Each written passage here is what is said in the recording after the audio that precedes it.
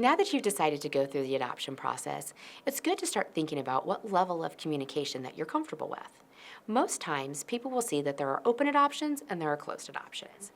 An open adoption gives both parties involved the ability to get to know one another, learn vital information about each other, and also be able to have information for the future for the child.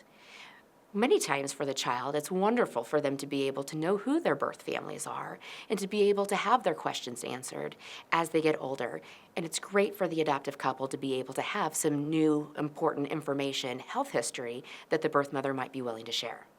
Now, for the birth mother, it's wonderful for her to be able to see the different types of things that her child is doing, the different types of activities that they're into, how their life is going, how school's going, and just important to be reassured that they have a healthy, happy life. In a closed adoption, this is where a birth mother or family do not wish to build a relationship with one another, where they don't have contact prior to the birth or after the birth. While this can be appealing to some families or to some birth parents who don't feel emotionally ready to have that relationship, there are some cons that come with a closed adoption. Sometimes families won't be able to update the child about new health history on the birth mother's end of things.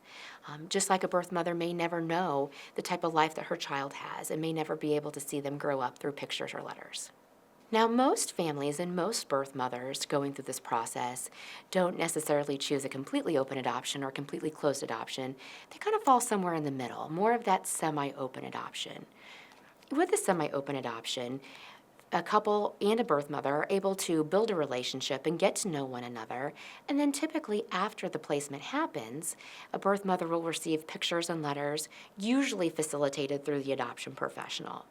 In this way, it might be a happy medium for both the birth mother and the adoptive family to feel like they're in a place of comfort with their own emotions, but at the same time, they're able to see and have updates about one another.